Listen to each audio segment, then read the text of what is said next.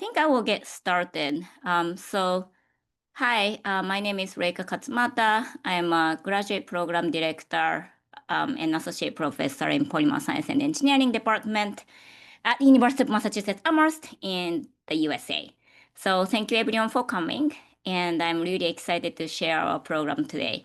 And before I start, I want to show today's outline, and I want to ask our department head to share a few words because I know the Professor Crosby has a meeting afterwards. So today I will talk about what's like to get PhD here and how to get into here. And also we will have a panel discussion and then Q&A section. And if we don't have time for Q&A, we will go to gather town for the more informal discussion. And this is my face when I'm a little more professional, but today I wanted to wear this. So this is how I look today.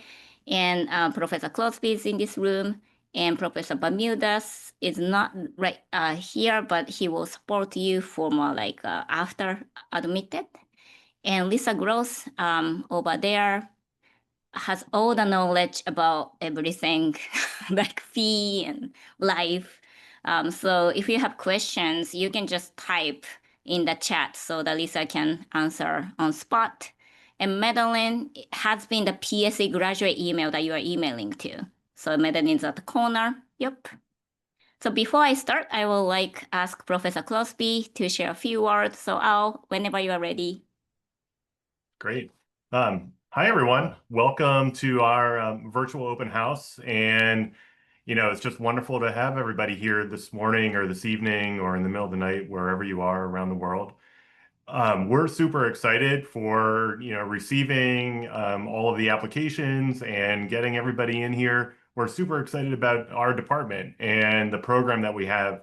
Last week, just to give you a little bit of a glimpse into life here, last week we hosted our fall polymer event. This is something that we do every year. We had 160 people from around the world that came here from India and Europe and around the US to come in. I think over 30 of them were alumni that came back, and over 60 of them are from industry. And they just re-emphasized, how fantastic the preparation into the field of polymer science and engineering is through our program and the importance of it. Whether, we have people coming in from working at advanced computing, AI, based companies to materials producers to ones dealing with microplastics and sustainability to new energy sources.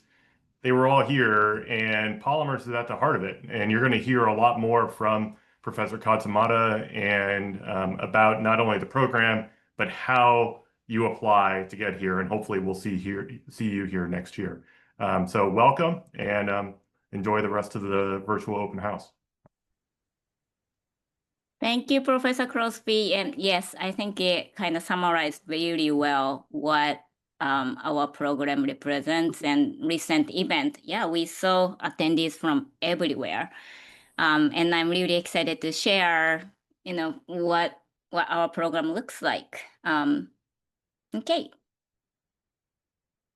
Oh, yes. And just so that everyone is aware of, this meeting is recorded, and we have two sessions, and one of which will be on the YouTube. As long as, if you have very strong concern, please let us know before we upload.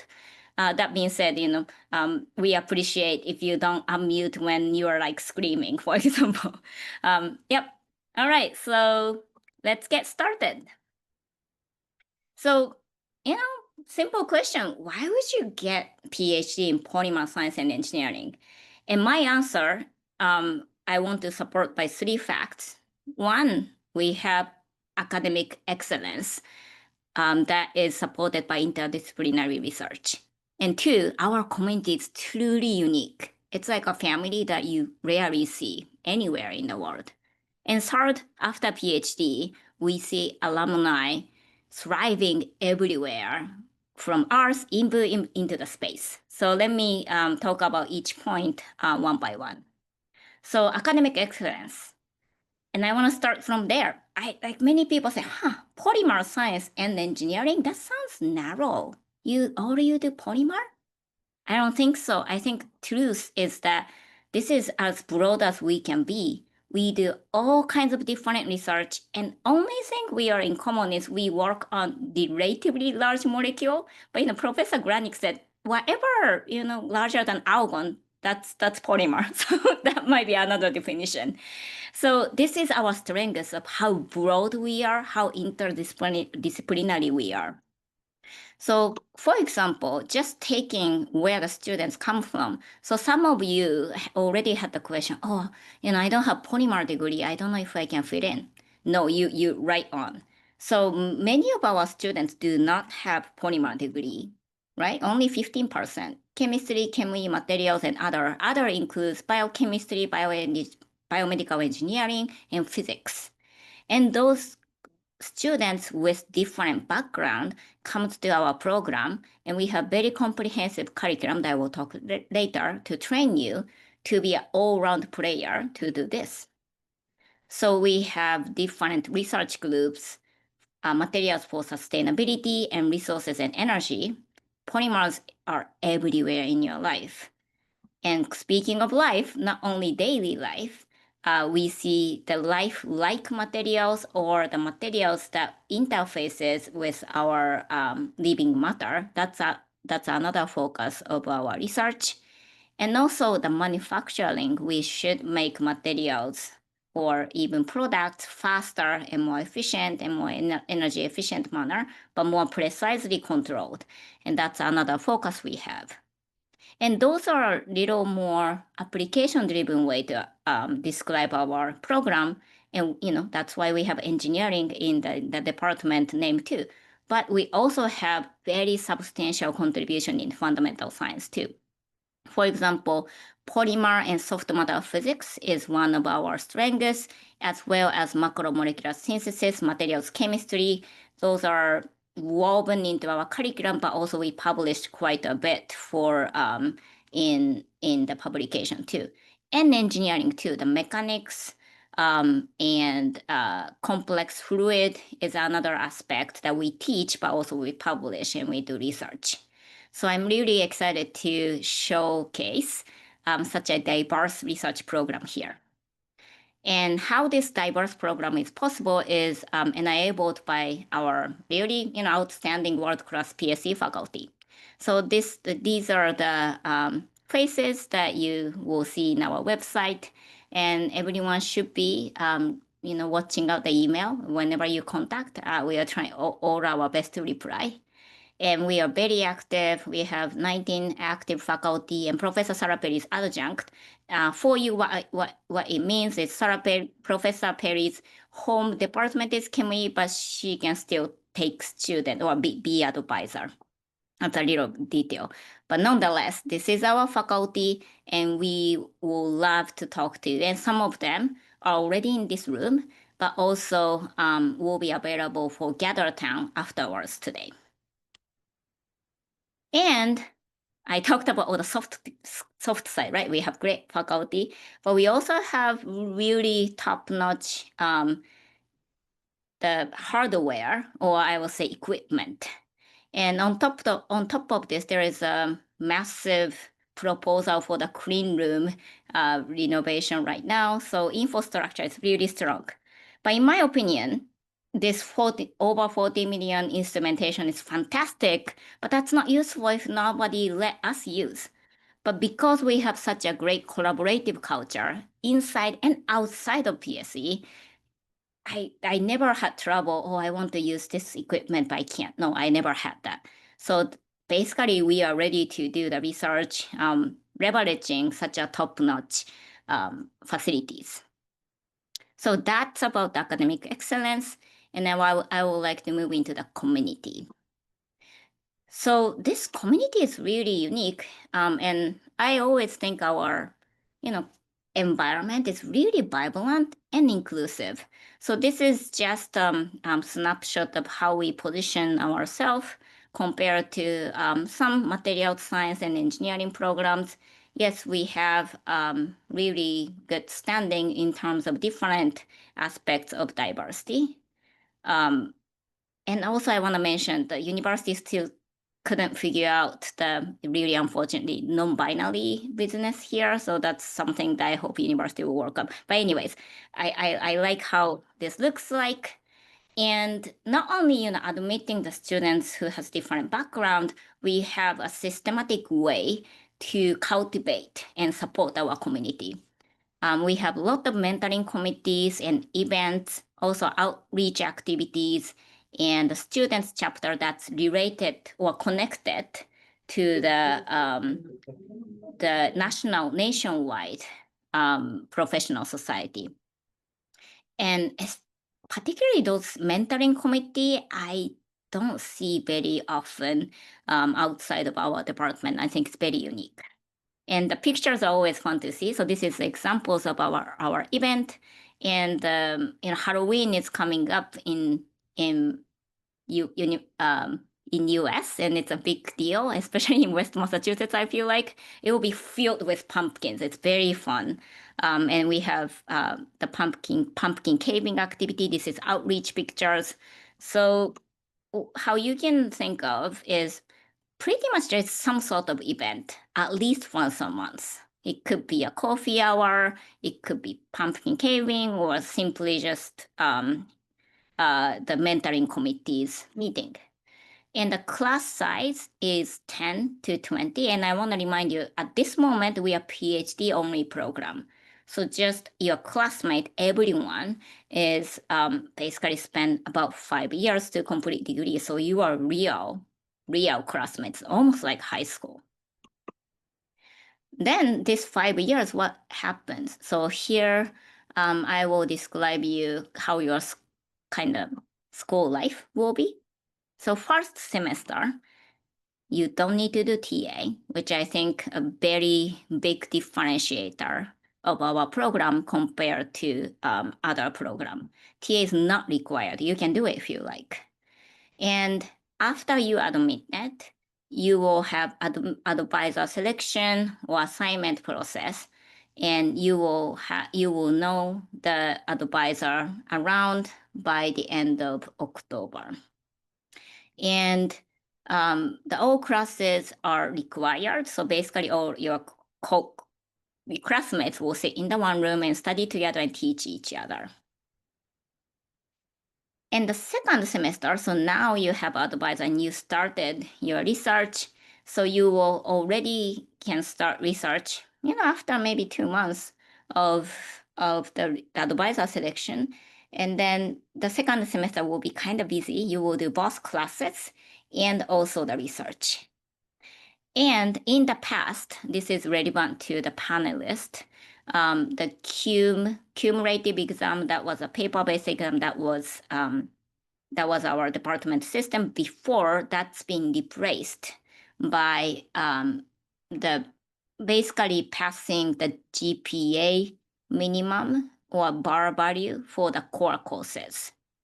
And I think this is nice in a way that our program is, as you can see from the graduation rate, our goal is always to support students to go through, not to eliminate. And if we do course basis, you will have a lot of opportunities to ask questions, going to office hours. If you struggle on assignment, you can just, improve. So I really like this system so far. And then in the second year, you will have prospectus. That's a research proposal. That's very common in other program too. And then you can take special topic courses that's offered by many faculties. I think I saw 3 or 4 or more per semester these days. And then third year, you're recommended to conduct independent research proposal that is supposed to be different from what you do in your thesis, so that you can demonstrate your independent ability to conduct research. And then the late stage of the PhD, you can still take the special topic courses, but typically that's the time when you're preparing for defense. And our average graduation year is about a little bit more than 5 years, but these days, many students do internship. So my gut feeling is still about 5 years on average, but many students spend like 3 months or so in internship. How many? That's the number I don't know on top of my head. 1 or 2 per class, but Lisa can correct me if I'm wrong. So I want to highlight again, the TA is not required, but there is opportunities. And the second point I want to emphasize, many material science program, you need to commit to a advisor or advisors before you start the program. That's a little bit, to me, it feels a little bit risky. I think it's really nice that you have some time to figure out, what's the personal match is. But it's not in the way that, you don't need to spend year rotating laboratory. You can get started research pretty early. And graduation rate is pretty high. That just reflects on our attitude of, we really support students. We are here to help, not to eliminate. And again, time to degree is a little bit more than 5 years, but I think it's also reflecting on the fact that many students take internships. Again, how many? Lisa will know. Okay. And especially for those who are not from the area, probably you are wondering also, where is UMass? I know the Massachusetts, but I don't know Amherst. So from UMass Amherst to Boston, it's about 2 hours of drive. I think that's about right. And then there is a little bit of traffic if you near Boston, but that's pretty nice. And you can drive to New York, like Manhattan, 3.5 or 4 hours. So it's a nice area where you can still access to the city atmosphere. But West Massachusetts itself I really think it's a nice mixture of nature and the unique culture. So we have nice restaurants and bars, farmers market, and the bike trails are everywhere. Well, I shouldn't say everywhere. There are very nice bike trails. Those are long. And campus is beautiful. We have 4 seasons. Some students worry about winter. I'm from Tokyo, Japan. Not very cold in Tokyo, but here is not, I don't know. I never had very bad time in terms of weather. And there are many aspects I love about my campus, but I want to emphasize that the Amherst has been recognized as best of best in campus pride. So our campus is known to be very inclusive. As an immigrant, I feel like I can be myself. And the rent, I should say it's not the cheapest in the nation. I should be honest.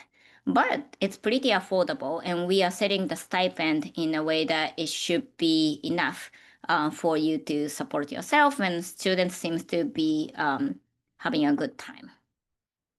Okay, so speaking of the support, our stipend for your incoming class will be about 42K per year with annual increase.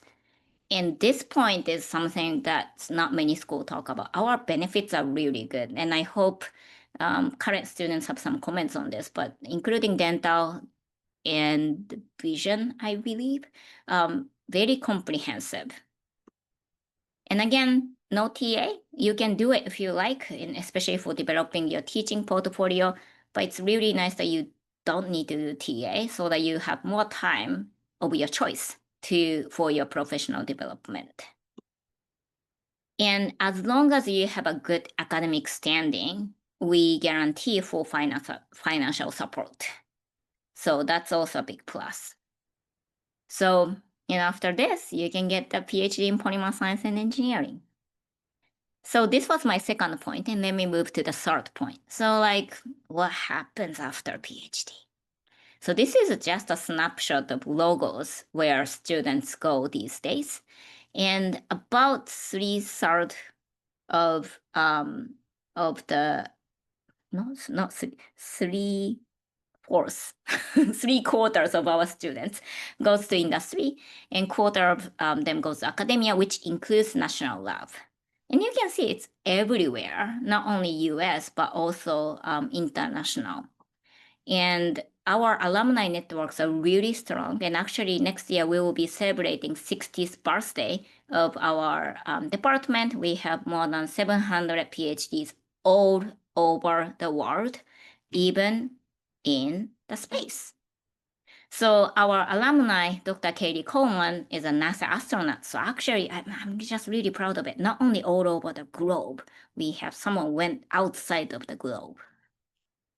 So as I mentioned, alumni networks are everywhere, and the company comes to us to recruit students, which is also really noble. Those companies include 3M, I saw DuPont, yep, and Alchema and PPG. Lisa can add more, but there are many companies that host info session, and we have a resume submission system. And we also have a interview mentoring session conducted by cumulative director Dr. Dave Waldman, who has a prior industry experience, now facilitates the kind of collaborative platform between industry and our department. And the starting offers typically, these days, for most of them, there are more than 120K, so that's really good standing. Okay, so this is the summary of those 3 points that I wanted to make. So like how you get there, I hope at this point everyone is kind of excited. Wow, this is such a great program, how I get there. Well, this is our UMass, and I read every single applications, and I have some advice. So what I want to see is you must have some sort of your career goal, right? What you want to be after PhD and where you are now. Then your statement of purpose should connect those dots and highlight and describe why UMass PhD is necessary step for you to achieve this career goal. So, like how does it align? How does it help you to pursue your career goal? And what you have done, that's important, right? So what you have done to get here to there. So for example, really good statement of purpose has personalized SOP with good narrative. Personalized, because we want to know why you want to come to us, not like anywhere else. And I know probably everyone uses generative AI these days. I won't stop you if you help your writing, that's fine. But would you like to receive love letter from someone who's clearly wrote by generative AI without any personal, hint? No, right? It's just like too general. I wouldn't read it. Similarly, when you write statement of purpose, I just want to see you wrote for us. And anything that's objective. So you have publications, conference presentations, please mention. Scholarships are great. And recommendation letters. If we can receive letter with from someone we know, that's great. But even we don't know, when we see detailed personal episodes, yeah, that's really supportive of your excellence. And if you have scores, we will take a look. But GRE is not required. The GRE is not required. But if you want to put it, it's fine. Bad examples. I think nothing like testable is really hard. Like, you can say, oh, I work really hard, but how I can see it's true. So instead of working really hard, if the recommendation letter supports that claim, that's good. So speaking of recommendation letter, it's very difficult to evaluate the recommendation letter without any detail. Like, hey, this student worked with me. This student is good. I think I don't get any information out of it. All right. And then the bottom. So I just want to share my personal story. I had a very bad GPA as an undergrad. So I needed to describe. So this meaning doesn't mean I still encourage you to apply even your GPA doesn't look good, but you should explain. You had a bad GPA because, so in my case, I was just not paying attention in GPA because of our culture in Japan. Nobody cared GPA. by just calculated, but I really liked polymer, so polymer related class, I did all good. I also shared, I have publication, presentation, that's the way you go, and I will read it. So the specifics. So you will have resume or CV. So you should summarize your strengths, and personal statement is a love letter to our department, so make it specific. And I want to highlight this. Please specify 3 potential advisors as much as possible. 3 is ideal. And contacting them is encouraged. Very helpful. Okay. And describe why UMass PhD is important. That's I've been talking, right? And if you don't know who will be a good fit for you in terms of potential advisor, just ask me. I can help you to identify a potential advisor. And reference letters are very important. Don't ask someone who don't know you. Ask people who actually know you. Short essay is the space for you to describe any challenges you overcome to pursue your career. It's more like free space. Test scores, let me be honest, our TOEFL and IELTS and the boundary scores are relatively low. This is just because we don't require everyone to do TA. So, we will take a look, but as long as it's passing this number, even you have 100, it doesn't benefit you too much. Or, we will care more about these. Transcript, I will look at the courses related to our program. And then again, reminder, if you have low GPA, please describe. I want to know your story. And our application is due January 1st, 2026. Please apply early if your application is ready. Reminder, GRE is not required because GRE, costs a lot of money to take. And there are a lot of studies that not necessarily predict the success as a graduate student. And this application, I will screen, but I will get the input from multiple faculty. So that's why your potential advisor list is helpful, because if I see the name, I can hand those applications to those potential advisors.